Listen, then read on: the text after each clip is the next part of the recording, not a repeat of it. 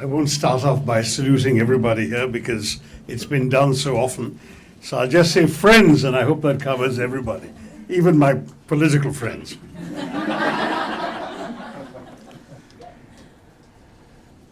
As I said in my foreword to the book, in addition to being a stellar physician and psychiatrist, Dr. Ravi Kumar Chokalingam is also a really astute observer of the human condition. And he does have a kind of novelist's eye for the caprices of all of us human beings. And I think that's what has given us this very unusual and interesting book. He's done a lot of scholarship, I know, from other works. I think, Ravi, you gave me, didn't you, was it a scholarly journal, or was it actually a book that you had already authored in the academic vein, which I have to confess I haven't read because it's way above my competence. But this, on the other hand, is a book one can actually read, and all of you, I think, will find it extremely interesting, a highly captivating anthology of 52 very readable essays, one for each week of the year. And reflective reasoning is trying to get us a step outside of ourselves, appraise our personalities and patterns of thinking, and essentially do things better for ourselves. He has a lovely line that resonated with me, that life is both a privilege and an opportunity. And how do you make the most of it is what the book is all about. And there's a lot about internal reflection, which could be as well an alternative title for the book. He does seem in some ways to echo Heraclitus, the ancient sort of pre-Platonic philosopher who gave us that extraordinary line which we have continued to repeat for 2,000 years, that no one enters the same river twice. I think you all know that because you are different and the river is different.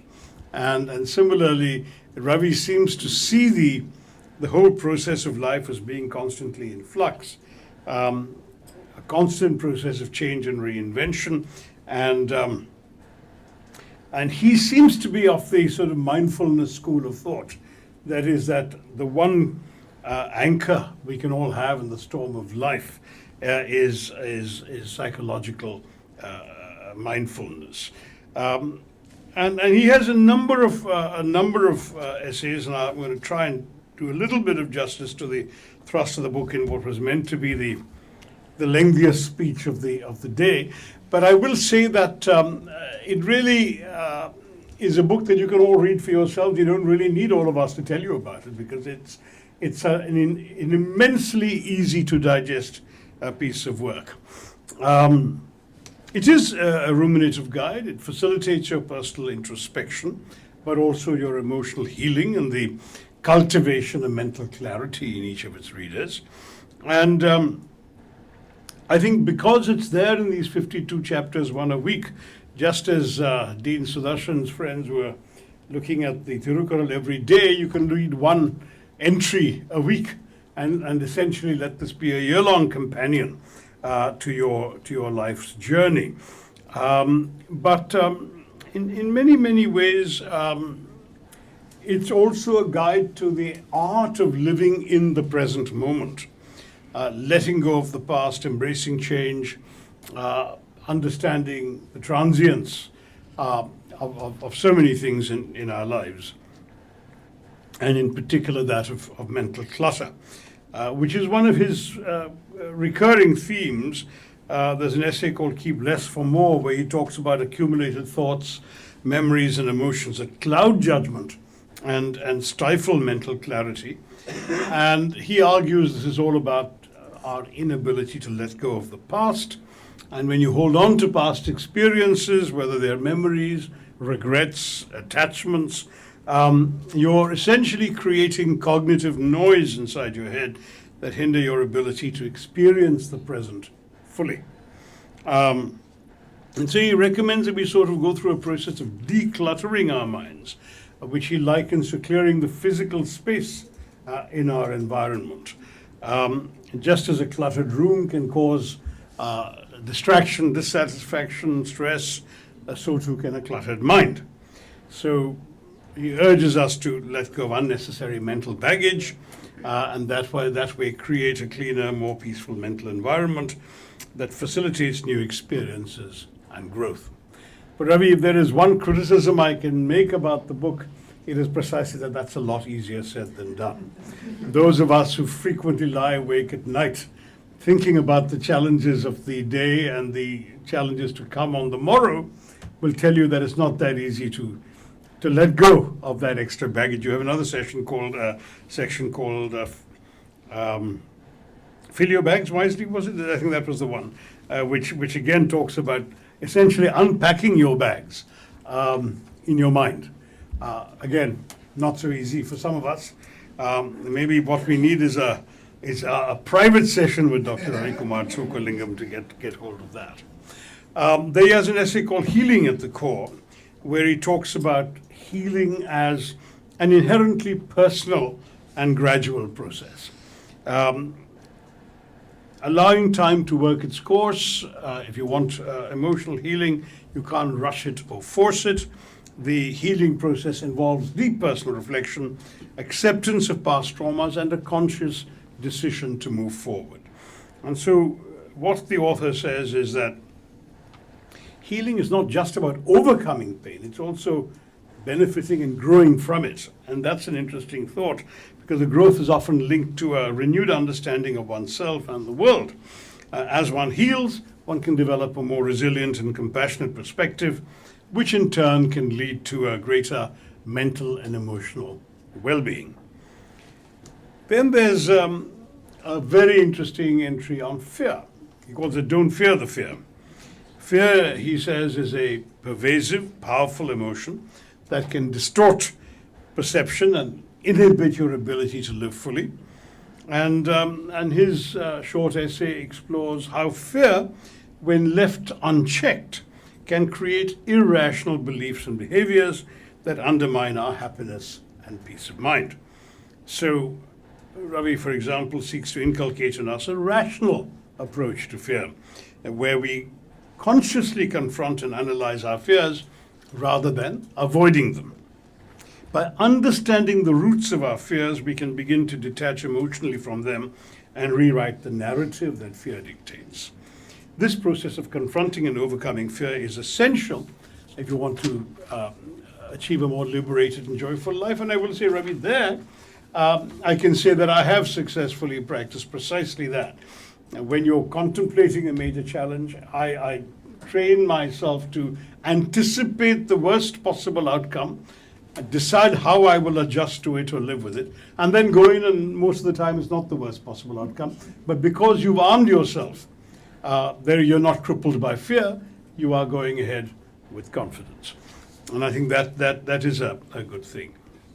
A central theme of reflective reasoning is in an essay called Purposeful, which is the whole importance of living a life imbued with purpose. He draws an analogy here between life and a seed, which, though small and seemingly insignificant at the outset, has the potential to grow into something far more impactful and far-reaching. So purpose in this context is about recognizing and nurturing this potential within oneself. So the readers are encouraged to seek out their purpose, even in the face of challenges and uncertainties. Living with purpose is not just about personal fulfillment, it also involves contributing positively to the lives of others. And this outward focus on adding value to the world is a key component of a meaningful life. And it's very similar to the Japanese concept of ikigai.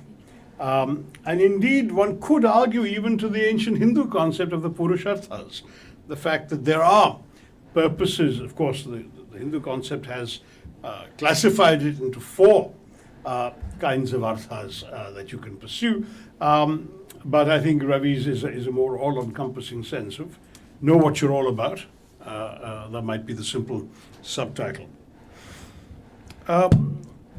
Then he confronts the issue of death, which of course is inevitable for all of us. I mean, the great central contradiction of life is that the moment we celebrate a birth, we are also anticipating one day a death. And we don't know when that day will be, but every single one of us will have to meet it. And so he's very, in that sense, consistent with that realization by talking of death not as something to be feared, but as a natural and integral part of life, which is, again, a very Hindu idea. You accept the idea, the reality of mortality, and feel, therefore, a greater motivation to live fully in the present and make the most of the time you have, because that's what you've got, right? The essay argues that much of the anxiety surrounding death stems from a fear of the unknown and a reluctance to let go of the known, of what we have around us in life. So by reframing death as a certainty, you can actually use it to inspire action rather than paralyze action. And individuals can then lead more meaningful and intentional lives. And you see this, for example, with people who have been given a diagnosis of cancer. There are those who sort of spurred on to frenetic activity to achieve some goal before it becomes too late. And there are others who seem to be completely defeated by it and living with a daily consciousness of the imminence of their demise.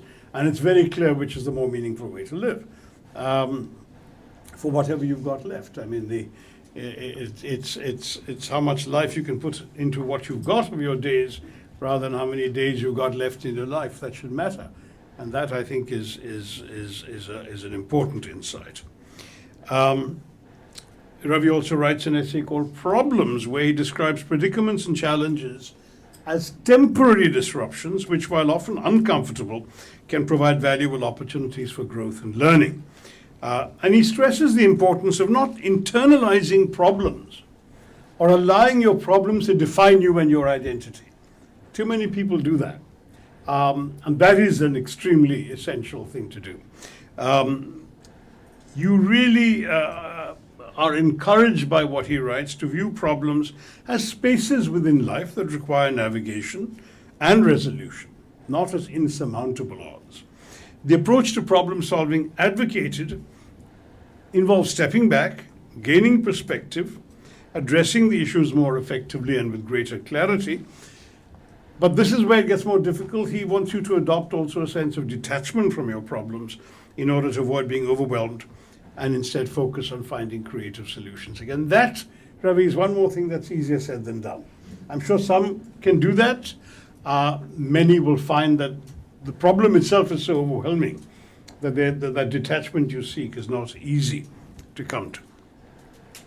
There's an interesting essay called The Bokeh Effect, B-O-K-E-H. A critical tool, he says, in navigating life's complexities. And he uses the metaphor of the camera lens to describe how individuals can choose to focus on certain aspects of their experiences while allowing others to fade into the background. So what he's suggesting is you need to constantly sort of readjust and adjust your perspective, prioritize what truly matters, and reduce the impact of less significant concerns. And Uncle Wiki tells us that in photography, bokeh, which is from the Japanese, is the aesthetic quality of the blur produced in out of focus parts of an image.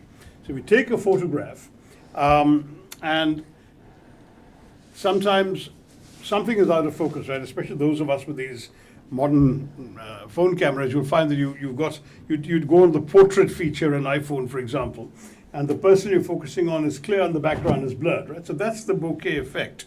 And it's in professional photography, it's created by using a wide aperture lens, which I think is a very clever metaphor on Ravi's part. Use a wide aperture lens in your life, blur certain things, let them fade into the background, and instead focus with clarity on certain aspects of your experiences. And this ties into the broader idea of mindfulness. Many essays, I won't name them all, because there are 52 after all, but the need and the importance of being fully present and aware of your thoughts, your feelings, your surroundings, and enhancing your ability to deal with challenges, maintain your emotional balance, and appreciate the beauty and richness of life. There's so much out there that's beautiful and worth appreciating. He's got a number of essays which cumulatively give the message of presenting motivation as a driving force that propels individuals towards their goals and helps them fulfill both personal and external demands. So there's a dynamic between intrinsic motivation, which is something you do because it's inherently rewarding for yourself, and extrinsic motivation, which is something you do because of external pressures or rewards. We politicians know all about extrinsic motivation. That's the principal thing that keeps us going all day long, is how do you make the voters happy? Though these two guys are on the Rajya Sabha, so they don't have to worry about that so much. But still, making the voters happy. So that's extrinsic motivation. And Ravi suggests a balance between these two types of motivation to maintain joy and purpose in life. External demands are often unavoidable, he says, but they should not overshadow the pursuit of personal passions and interests. I've really tried hard to do that. So I still follow every cricket match around the world. I still read and write whenever I can, but the extrinsic satisfactions, joys, and challenges keep coming, and that motivation is always there in politics. But anyway, the idea is to align your actions with your core values and desires to achieve a more harmonious and fulfilling life. There's another bunch of essays, 4 or 5 of them, about the importance of empathy and being non-judgmental. Essential qualities, he says, for both personal growth and healthy interpersonal relationships. So these essays discuss how judgment, whether a judgment of yourself or judgment of others, can create barriers to understanding and connection, being non-judgmental. And that's really something I heartily agree with and applaud. Approaching people with a non-judgmental attitude is so important to, I think, living in a society of interesting individuals and of different points of view. Cultivate empathy, and you'll get I think, a far better set of relationships. The liberal mind is non-judgmental by and large, embraces and accepts differences. You don't have to be like someone to appreciate them for what they are. And that's something you could all find useful to bear in mind. And this also, I think, in some ways ties into another theme of his, of what one might call self-compassion, which is being kind and understanding and compassionate towards yourself, especially in times of difficulty. So by practicing empathy and non-judgment internally, you can create a far more supportive and nurturing inner environment, which will obviously enhance your overall well-being. So in many ways, it's a comprehensive guide to self-reflection and personal growth. There's a wide range of topics. I haven't done justice to all of them, but it's a guide to emotional and mental well-being. And rather like the sort of Japanese concept of kintsugi or wabi-sabi, where imperfections can be accommodated within your sense of yourself. You know what these are. I mean, kintsugi is this wonderful art of mending broken pottery using gold lacquer and so on. So it actually looks more beautiful than before it was broken. And that's essentially what we can do with our setbacks, failures, and imperfections. Nobody here is perfect, right? And so each of us can actually make something good out of our imperfections. And that's something that I think is a good metaphor to conclude this talk with. Let go of your past attachments, embrace the present, approach life with purpose, empathy, and perspective. And I must say that the book, Reflective Reasoning, is a great paean to mindfulness and intentionality, living life with awareness, with a sense of purpose, with a focus on what truly matters, and encouraging us to navigate life's challenges with greater ease, finding deeper meaning in our experiences, and cultivating a more fulfilling and joyful existence. So I do want to end with a small quote from him, which says in the book, by cultivating awareness and making space for silence, we heal ourselves within, and joy and peace will follow. Quote unquote. Congratulations again, Ravi, on having put this book together and having given all of us a recipe for joy and peace. It is not a scholarly work, as I say, but it took a lot of profound scholarship to come to all this understanding and appreciation. It's also a very attractive book to leaf through because of the colorful illustrations. And it really is not taxing. I would expect every student in this room to find it very easy to go through. But don't just leave it having gone through it once. Return to it from time to time, because I think there's a lot of insight there. Congratulations. Wish you all success.